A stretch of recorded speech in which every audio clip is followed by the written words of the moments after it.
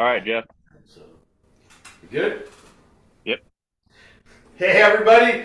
We're back for Tailgate Talk on Thursday night. We're back at my house. Derek had move his daughter into Norfolk, Nebraska tonight, so he's not going to be here. But we do have Brian cooking in-house. We got Brian Denton out here in Colorado. Look at me. No, he hasn't squinting, so he hasn't been smoking the good stuff. we got a lot to talk about. You know, it's beginning of the year. We really hit hard on a lot of things last week. We dug into some things. There's been some major moves since then. Looks like Darnold is going to come back for the Rams. He's been practicing with them. Do you think that helps? Let's hear your thoughts, Brian. I think that's huge, honestly, because you went out and got the best pass rusher in football last year with Miles Garrett.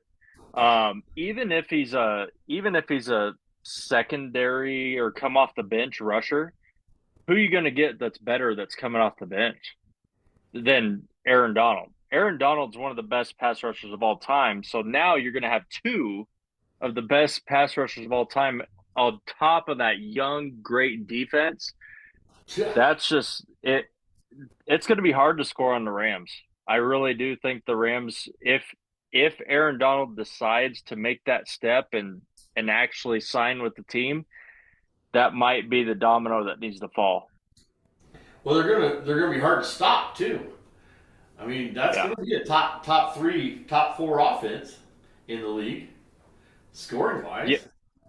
Yeah, they got good weapons on offense as well. The one thing that is holding me back is I know that Matt Stafford was the MVP last year. Yep. Had a great year. Is he going to stay healthy? He's getting older. It's all it takes is that one bad hit to knock everything off the rails. And they really don't have a backup that's going to take them anywhere, I wouldn't say. So they're riding on Matt Stafford is the only thing that I could say that could derail their thoughts of maybe chasing a championship. But otherwise, that team's great. Puka Nakua in the receiving core, Yeah. um, one of the best receivers in the NFL.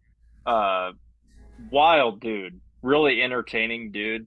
And then they And have Devontae Adams. Even without Darnold, that Yeah, defense in front is not bad. I no, mean, like you said, they went on and got Miles and shorted up really well for not having Darnold. And right. now you bring Darnold back. I mean, who do you double team? I mean, It'd be tough. But you talked about the only thing that was worrisome was injuries. No, I've said this over and over again. We're going back to it. You know, Righty Daddy's coattails. How good of a coach? I mean, he's got great assistant coaches, but as a head coach, he made some bad decisions. Why did they win it last year when all this media hype was on him? What held him back? And the media refuses to say, well, this is why they didn't go to the Super Bowl. I can tell you why they didn't go to the Super Bowl. Bad decisions by coaching. Coaching will get you there if you had a good. He's a great offensive coordinator, but a bad head coach. I mean, Make everybody I see that. I know, Brian, that you have a thing for him, and you don't particularly care for the guy, but that team that probably was one of the biggest risk and gambles by them signing him as the coach as young as he was. What was he, 32 or 36, something like that? Really young coach. But besides that, I know that they sold out for the Super Bowl when they did eventually get to the Super Bowl, but and then they had their couple down years because they had to pay players and players leave, just like everybody deals with when they win the Super Bowl for the most part. But they've been consistent. You can honestly give them that. He's and I will say what I like about Sean McVay is he's a fiery coach. He does get fired up. He gets the team behind him. Does he make some bad choices? Yes. But I think that's a trend in the new age NFL coaches. But like you said, he surrounded himself well. He's surrounded himself with great assistant coaches. Yeah, he is hired well. Yeah, and he recruits very well. I mean, he brings in good players. I mean, to have that defense he has, because he doesn't know anything about defense, because he's an offensive coordinator, not a head coach, he needs the defensive personnel, and he brought those in very good.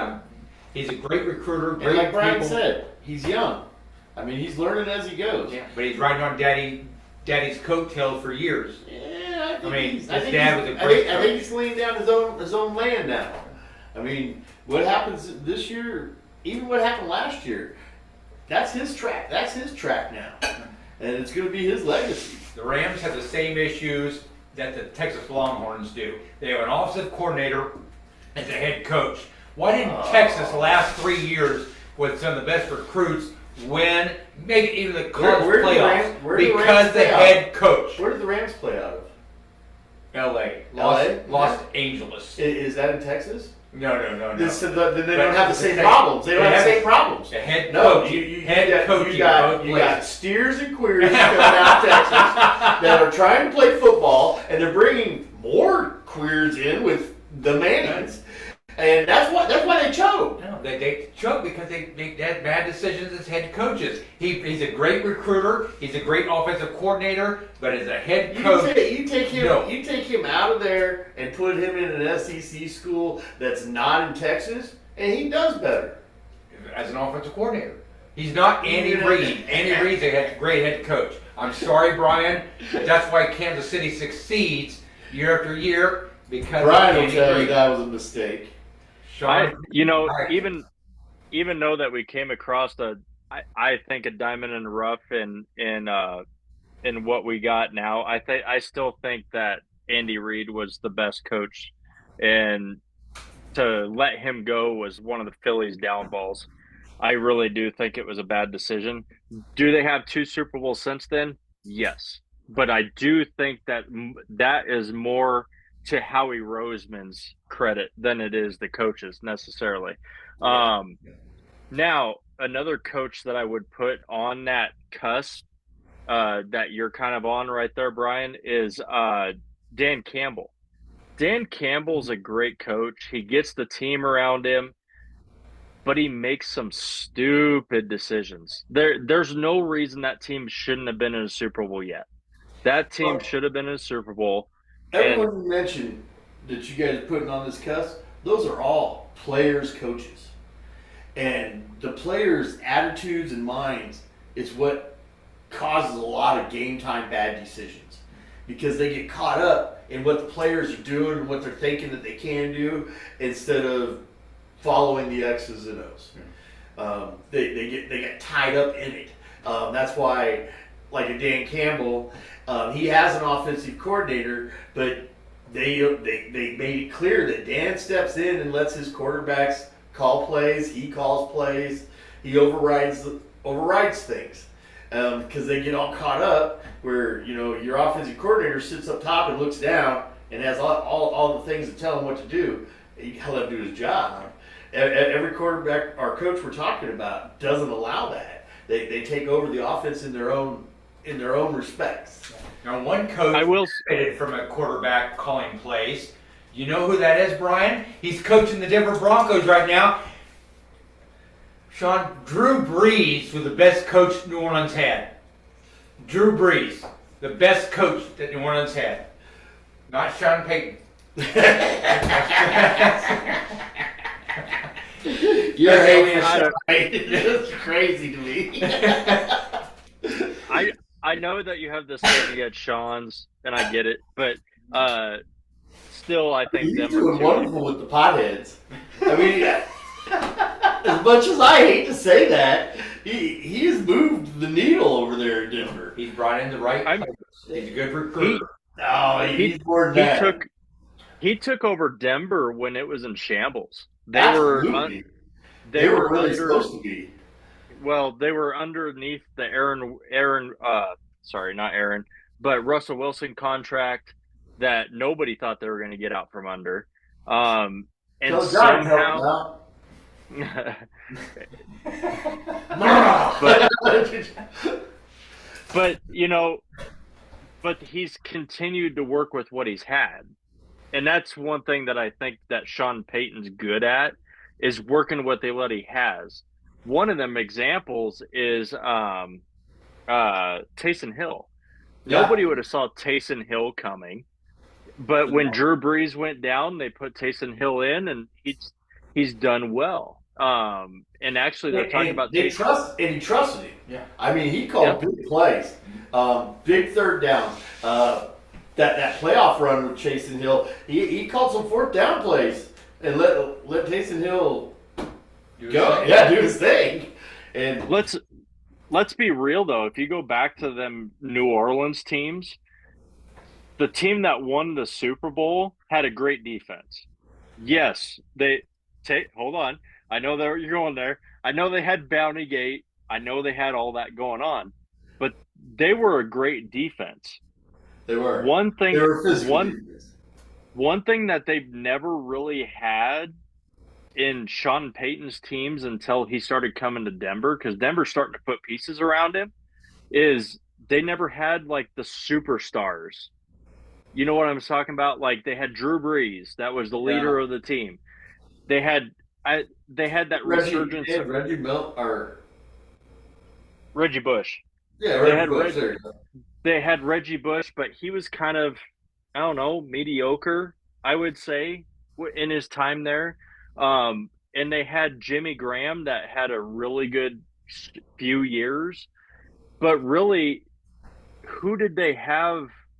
Really, they didn't really have a huge, like a stacked No, team. Drew Brees had a huge arm, and he seen the field very, very well. Man. He made so offenses look good, and his deep threat made defenses honest. I mean, they could have a so run game that was productive because you can't let Drew Brees throw deep. He managed the football game like it should have been managed. He was a great manager, great coach for that New Orleans Saints team.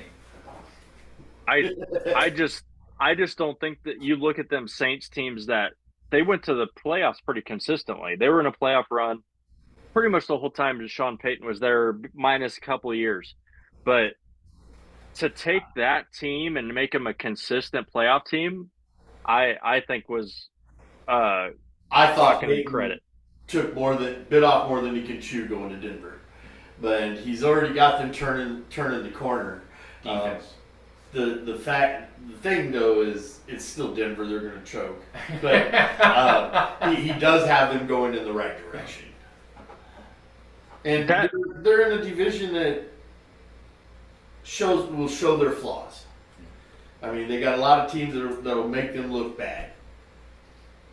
I I think that it's an up and coming division. Kansas City's kind of coming down because you're going to be at the end of the Andy Reid era. You're going to be at the the middle time of the Mahomes era. What's going to happen after Andy Reid will be a big question in Kansas City. But you got Sean Payton's not going anywhere. He Well, it just won't signed be good if they give it to Bieniemy. Yes, a. I think he's a great offensive coordinator. Stop it. There's a reason he's back. Well, but you like him or hate him, you got or Jim Harbaugh there that is a winner. It doesn't matter where he goes, he's a winner. Doesn't matter. Um, Now the Raiders are going to be a little bit up and coming. I think a lot of that's going to be a testament of Tom Brady stepping his foot into that franchise and having some say in what happens to that franchise. But I think the big one that's going to be the question is how long will Andy Reid stay around is the biggest thing. Andy Reid's having fun right now. And last year stressed him a little bit.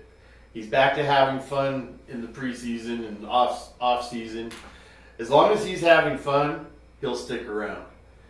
When that pressure gets on and they start coming down on him, he doesn't have anything left to prove. Yeah. So he won't stick it out once it gets not fun. That's my opinion on it. Belichick, Makes it he's a glutton for punishment. That man should have retired just drifted off, but he found himself a college girlfriend and found him a TV coach. Speaking of good coaches, Bill Belichick's mentor was one of the best coaches ever. New York Giants. Bill Parcells. Bill Parcells. Absolutely. Great coach. One of the greatest coaches of all time. He was not a player's coach either. What he said went. Yeah, that was a dictatorship. Yep, and I loved it. All right. Anything else you want to add on the Rams idea? No, I just think if they put Aaron Donald in there, that's gonna push them over the hump. They're already the Super Bowl favorite, but I think it would just cement it at that point. And then it's just in the matter of, is Stafford going to stay healthy? But that is a very tough division. Very tough division. So, and Stafford will play a lot of good defenses in that division. Yes. Yes. So him staying healthy, that is definitely I agree with you. Yeah. I agree with you. And then now we go to the NFC East, where you and I have a lot of interest in. Diggs signed with Washington, probably giving them the best duel of wide receivers in the division. Unless you want to give credit to Dallas a little bit. Well, they've got good receivers. I mean, their two primary receivers are pretty good. George Pickens was a great pickup. Yeah. It was a great pickup. Absolutely. But they got Diggs and Terry. And so if Diggs keeps his head right and screwed on straight, Good luck. Jalen can spin it, I mean, that could cause problems. We'll see how healthy he stays. Another big question about a quarterback staying healthy, Jalen Daniels. Because he runs the football a lot. He got hurt last year. You saw what Washington did when he got hurt. Jalen Daniels will be a key to Washington's success. He stay healthy. That's going to be the same problem that the Giants have. Yeah. Jackson Dart, can we teach him to run out of bounds? I mean, Scatteroo goes running into people, and Jackson Dart thinks he's part of Scatteroo. just follows him in. It's going to be a very physical division this year. Very physical division. I do think that's a huge move for Washington to pick up Stephon Diggs. Now, will it pay off? I think it pushes Dallas to last. I think it pushes Dallas to the last team in the division. I didn't see anything that really puts Dallas above and ahead of anybody else. They were bad last year. They were a bad team last year. Horrible. Their offense was hit and miss. Dak Prescott, one game he'll come out and look like he should be in the Hall of Fame, and the next one you wonder why he ever got second string. I mean, that guy is just so up and down. I think as long as there's two people in that franchise, as long as they're there, I don't see him doing anything. Dak Prescott's one of them, and then the owner's another one. I'm sorry, but Jerry Jones is just, he gets high on his players, which I respect. He does have a lot of respect for his players, but he rallies around the wrong ones, I think, sometimes. But that duo... If they put Dak Prescott up for trade bait, only half of the teams would be interested. I mean, he would not be a top half quarterback. I mean, I can tell you one team that would like to have him is Cleveland. I mean, look at the decision there. Is he Deshaun Watson? Cleveland definitely is in a bad quarterback situation. They are definitely a team that would look at him. But the most of the teams that will be looking at him are going to want him as a backup. I mean, the Rams would want him to back up Stafford in case he gets hurt. But they wouldn't give Dak the job over Stafford. I mean, I agree with you. He just shouldn't be there. Dak is a problem. I'm sorry, but you can have all the regular season stats you want, but when it comes to the playoffs, if you can't get it done, it really doesn't matter. And that's what Dak's shown. That's kind of like Peyton Manning. That's kind of like Dan Marino. Dan was a great quarterback. He never won a Super Bowl. As great as he was, the stats he put up, never won a Super Bowl. Supposedly the coach was good. Sheila was one of the best coaches ever. But yet, they just couldn't make playoff runs. Could not make playoff runs. Yeah, that's I a great example. Yeah. I I mean, they I went the honestly, first year and then just couldn't get back.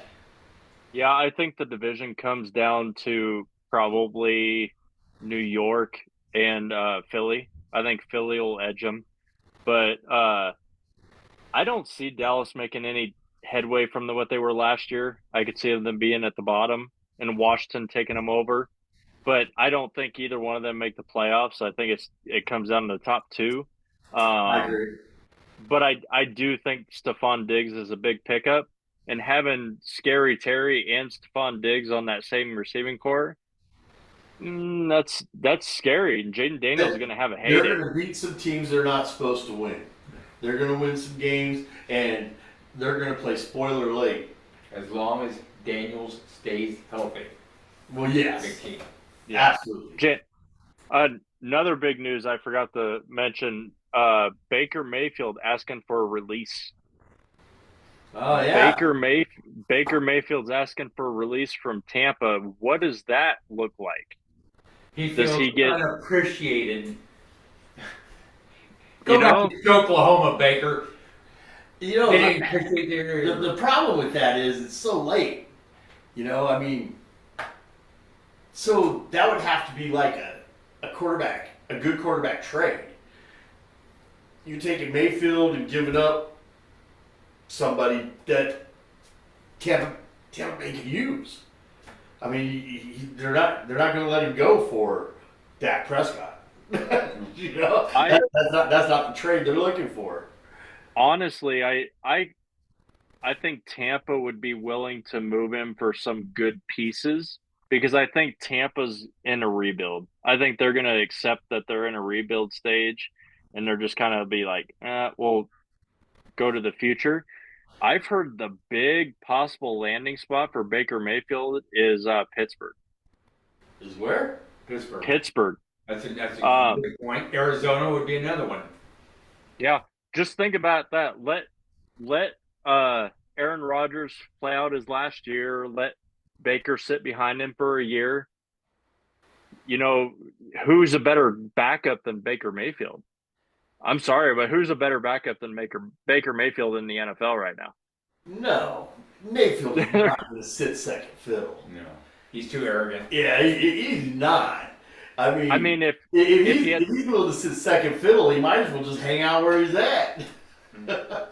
I mean, he's done it twice in his career, Yeah, and he's proven himself and resurged himself twice in his career. You know, I I bet don't think that Cleveland he has to resurge himself in this one. There's going to be teams looking for him to be their number one. Now, and who's that? Pittsburgh, on the other hand, I love that you brought him up. And if they did have a chance to get a Mayfield, they should just tell Aaron Rodgers he's going to sit. You might as well retire. We're going to go get Mayfield, and he's going to be our starter. And they move on.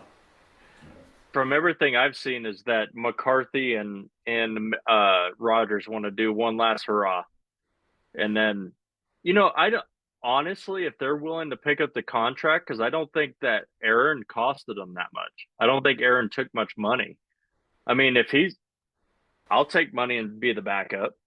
If I would be that with Baker, if I knew it was going to be my team after the year was over, because Aaron Rodgers has said this is a swan song. He's done after this year. So, and honestly, what better franchise to go to be the starting quarterback in the possible, future than Pittsburgh? It's a Well, storied one thing franchise. about Pittsburgh is it hasn't mattered who their coach is. It hasn't mattered the decades. They're always a strong contender program. Um, Right. Big fan base. Great fan Great base. tradition.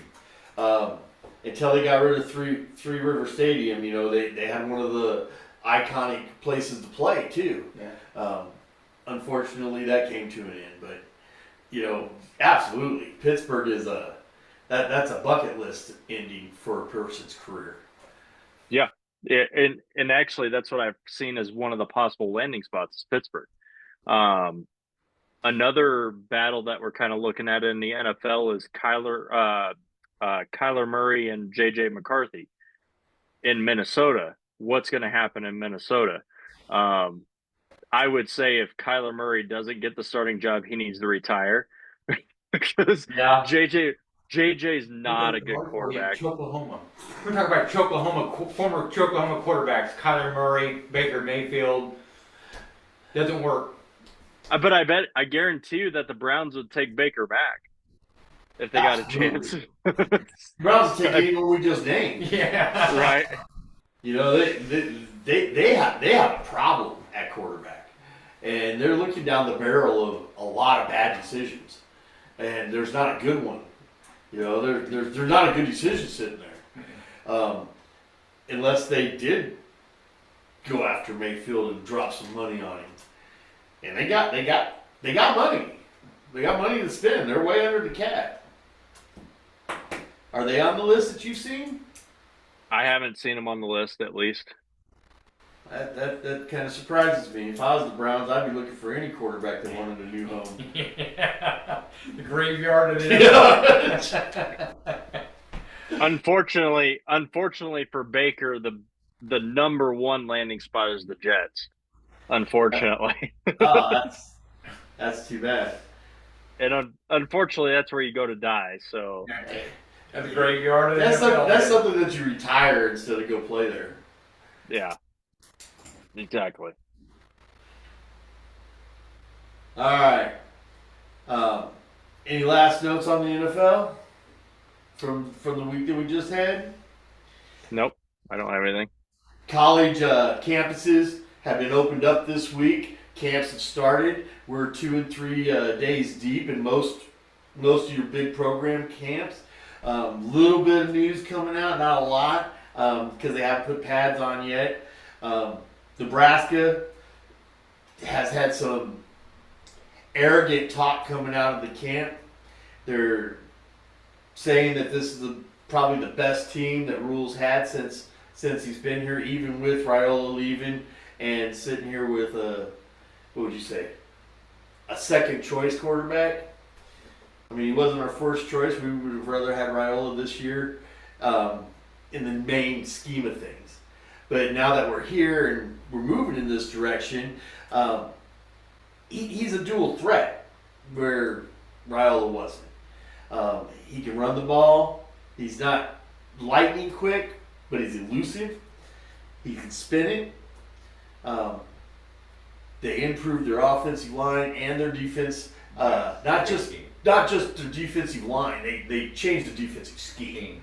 They put a 4-man front going in. They're going to run a big, strong safety because they're going to run a 4-2-5, basically a nickel defense all the time, with a big safety in the middle to help for run support. You have to have that when you're playing Ohio State and Michigan and Illinois, who run all over. You know, I just don't understand why we don't get a 4-3 coach. I don't understand it. It just drives me crazy that we go with these gimmick offenses, because then we have to find special linebackers. We got to find a special safety now.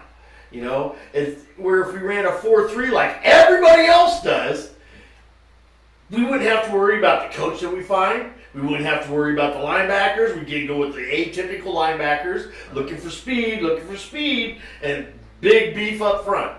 But no, we handcuff ourselves into the niche world, which just coaching, bad decision in my opinion. But Falls in line. Last 20 years, the Nebraska media hyped on skill players. What about offensive linemen like Cam Jurgens? What about defensive linemen like they've had great ones in the past? What about the defense as a whole, running the football? How about bringing back a fullback? I know it drives you guys crazy every week I say this. Because it's never going to happen. It's not Army, Navy, it's not, run it. It's not that anyone in this group thinks that wouldn't work. But on the other hand, that's never coming back. You're not going to see it except for maybe specialty offenses in the red zone, and they're going to use a bigger back that they have. They're not going to bring in a fullback. They're not. They're going to run that. There's some places in college that might go back to running something like that, but in general, they're not. Because where do you recruit that? Because the high schools aren't even running fullbacks anymore. You can't recruit fullbacks that don't exist. You get a good big running back. You flip get them a over. small running back behind him. You get a fullback. You got your tailback. I hear you. I do. Because I'm a firm believer, if you can't run the ball, you can't win big games. Yes. Just like on the opposite side, if you can't stop the run, you can't win big games. Because they will, in crunch time, they will run the ball down and demoralize you. especially in the big leagues. What? Especially in the big leagues like the Big Ten and the SEC. You have to Absolutely. be able to run the But ball. even the Big 12, with Utah and Kansas State, both those teams are going to run the ball down people's throats this year. I know that Texas Tech was the big boy last year, but Arizona State, what'd they do? Oh yeah, they stopped the run and they ran Scalaboo right at you. That's why they were so successful. Well, that Texas Arizona State game, that was the first time I actually watched Scatterby run, and I was a fan. I was a fan. They came up a little bit short in that game, but that was a great game. That's how football's supposed to be played. Exactly right. Between the tackles. Nebraska, you want to talk about their lacks over the last 20 years. Every coaching staff that comes in wanted to turn us into a passing offense. Yeah. And throw it around. The teams that are at the top, they're run first teams. Your Alabamas, your Ohio States, your Oregon Ducks, as fast paced as that is, that's a running team. They established a run to create the passing situation. Absolutely. I know you hate Harbaugh, but he did the same thing at Michigan. You run the No, football. that ain't what made them good. They were cheating. They knew what everybody was running.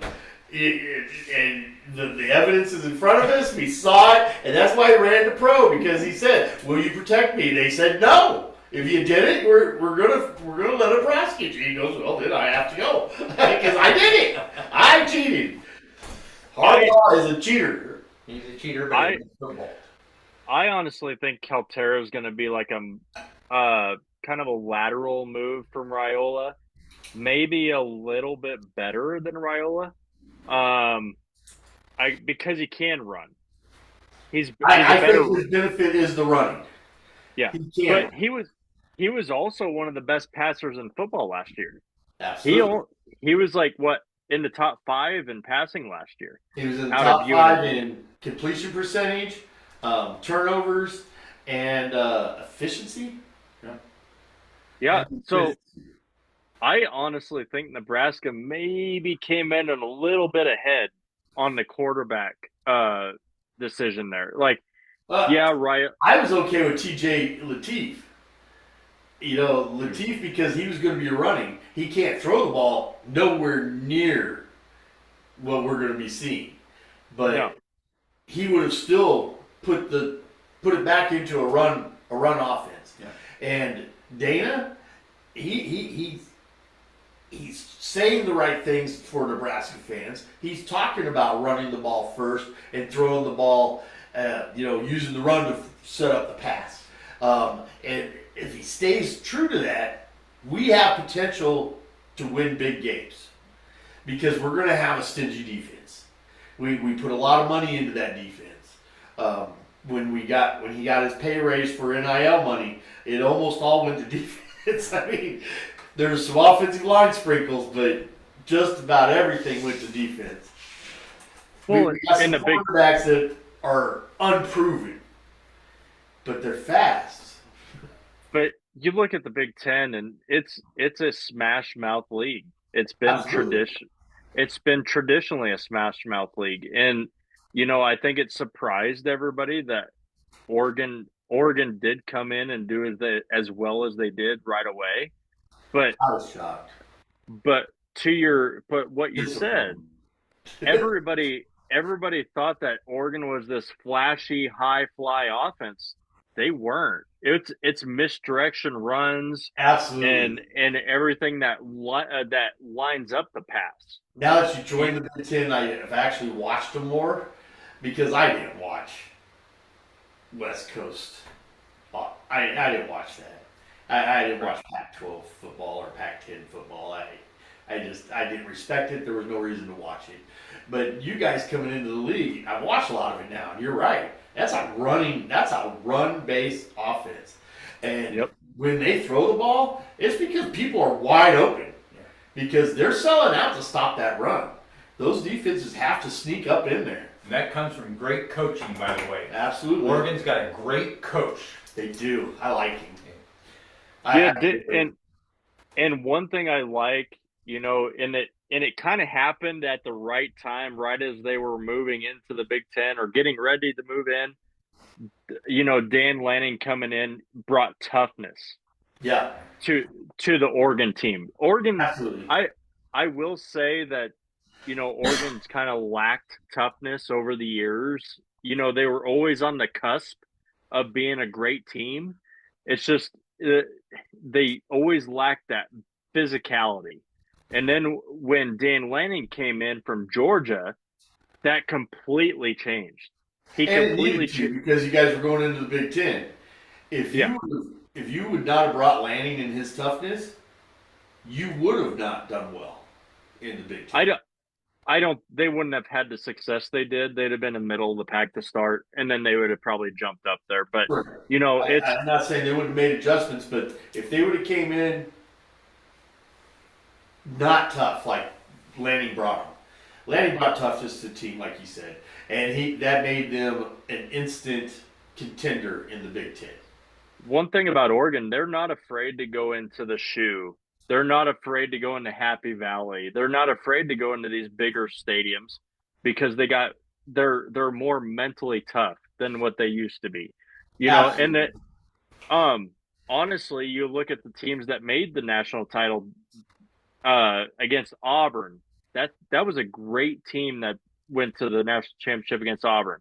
It's just Auburn was more physical and it wore them down. That was still a great game, but Oregon's been on the cusp, and it's going to come eventually. But it's Dan Lenning's on the right track for sure. Now let's talk some SEC. You know, everyone's got Texas penciled in as the top dog in the SEC. They're just counting out Georgia. They're counting out Missouri, and I hate to say it, but even Texas A&M. I mean, they got a lot of cash flowing down there.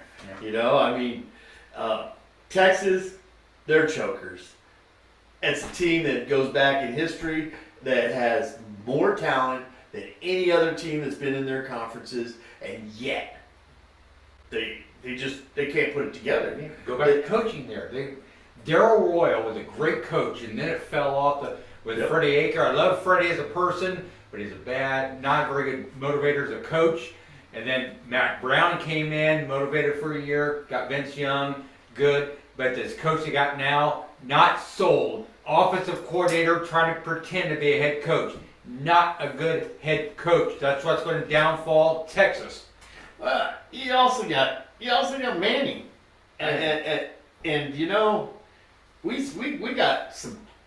we got some vision of him last year. It was in and out, but we got some vision of him. He's not all that in a bag of tricks. They better have good protection for him. He doesn't see. That's what I'm going to read to you. He doesn't see the field downfield very Connor well. Robertson's our center. Brandon Baker, the right guard. Melvin Steer, the right tackle. Michael. Remember the offensive line's names, because that's what's going to either break you or make your team. Offensive line. If you get to know those names, don't worry about the skilled players. Yes, skilled players are good, but the lines are what's going to make the big difference. And I think Texas has the offensive line that makes them successful. I'm not sold on Arch Manning like you are, but comes down to trenches. Trenches. You listen to Matt Rule? Trenches. Win the trenches. Play good defense. Run the football. It's not rocket science. It's 100% right. Run the football, good things happen. Just, if you go in and try to throw the football around, you end up like Texas Tech. Great stats, big wins all year long, get into the playoffs, and then get squashed by a defense that shuts down the run and makes you one-dimensional. Yep. And once you become one-dimensional, what do great defenses do? They squash you. And honestly, you look at it too. If you're a great quarterback, it doesn't matter if you don't have time. You have to have time. What was Yeah. the proven way to beat Tom Brady? Don't let him have time. That's right. What's the proven way to beat Patrick Mahomes? Don't let him have time. If they start having time and they scramble around and extend this play, that's when you start going down. And Peyton Manning, he came back for an extra year because he thought he was going to win a Super Bowl or a national championship. Unfortunately, he ran into us down in Tempe. And what did we do? Oh yeah, we sacked his ass 7 times. They ended up bringing in the next year's freshman to finish it out because he's like, man, I can't get hurt. I'm about to get drafted. but you look at it, I think the surprising part for me, and I think this year is going to decide where Arch Manning goes, because last year, okay, I'll go back 2 years. 2 years ago, when he actually had them couple starts for Hewers when Hewers was out, Yep. he looked good. I thought he was going to be really good, really did. And then last year it was his team. There's nobody going to come take his spot. He was so up and down. Like he would have a drive where he looked like just like a third string quarterback. And then he'd come in and he'd play really well for a drive. Now, where's that going to level out at? Is he going to be? But his big problem, what we noticed last year, is when it was down and out, coming down the stretch of the fourth quarter, he turned the ball over when it mattered. It wasn't the second quarter, 10 minutes left in the game, just kind of let things go because he was getting a little overconfident. No, that isn't when he threw the bad pass. That's when he was throwing the dimes and dropping things in there. And then now we're in the fourth quarter, 3 minutes left on the clock, and we need a first down. And he's overthrowing his tight end, who's 6'5". I don't have any faith in the Manning guy. Well, it's not Manning. Steve Sarkisian calls those plays. He does. He makes some bad choices. Manning needs protection at this point from his coaches. They need to put him in positions to succeed, so he doesn't have to look down the field all the way. Give him 2 and 3 choices in the same sector, in opposed to making him have to look from left to right. Make him look from close, middle, long. You got to keep his eyes in the same area so that he's not moving his head around. Because once he starts moving his head around, then his feet get happy, and then he's not in the pocket, and that's when bad things always happen. Especially to a quarterback that really don't run. He's just like the other Mannings. He's slow. Yeah. That I think is the one thing that made Eli good, was he was big. So he could take hits and still move away from him. Peyton Manning, despite he wasn't fast, he moved the pocket very well while he was still looking downfield. He did small movements to stay in the pocket. Arch hadn't figured any of that out yet. He's still back there thinking that he's going to get blindsided. He gets happy feet. He's just part of the long tradition of Texas choking. Well, my advice to Nebraska, and I just brought it up with Texas, remember those names of the center, right guard, left guard, tackles. Nebraska fans need to focus on not who's quarterbacking, not who's the right wide receiver. How about your offensive and defensive lines? Who's in the trenches? Nebraska fans start focusing on that and say, okay, where's my quarterback? Well, I don't need So the fans to just focus on that. We need the coaches to focus on that. Yeah. As long as the coaches are focusing on it, I don't have to watch there. They should be winning those battles. You know, when I was young, we had Zach Weird. We had all them. I wasn't fans of them, but they were the muscle. You know, and as a fan, I don't want to worry about that. But as my coach, that's his job. And he's got to figure that shit out. Who is one award that means a lot to Nebraska because it's named after a Nebraska lineman. You know, that's how important it was back when Nebraska was succeeding. Yeah, the pipeline. Remington. I mean, But it was the pipeline. Remington Award. We just kept sending offensive linemen to the pros, and they could block, power block. They could pass block. It didn't matter. They were huge, and they could tell you what they're going to do and still do it. Yeah. You know, and we need to get back to those type of guys, the big uglies. Exactly. You know, pay them. Yes. I mean, this is the day and age. This is about money. They're going to make the receivers better. They're going to make their quarterbacks look better. A great offensive line makes average running backs look good. Thank you. You know, and then every now and then you slip in a really good running back behind a great offensive line, and then you got something special. You know, but you got to give the running backs that are out there a reason to come, and let them know, hey, we have the best offensive line in the Big Ten, and we have had for the last 5 years. That makes the number one recruit Want to come. Yeah. Right now, we're digging for running backs. Emmett was a diamond in the rough. Yeah, you know, I think it was an accident, a surprising accident, because I don't think this coach has realized the potential. Even the coach before Dana didn't realize it. Yeah. When Dana got there, he's like, Emmett's the guy. What are we doing here? Pretty obvious. Yeah. Why is it he's starting every game? It wouldn't surprise me if he got by the end of the year, as many snaps as the MVP, most valuable player by the end of the year, Kansas City. I think he's going to impress. That's not going to happen. He's going to impress people. I was talking to this with my brother-in-law tonight. Kenneth Walker's a great running back. Kenneth Walker is going to be the starting running back all year long.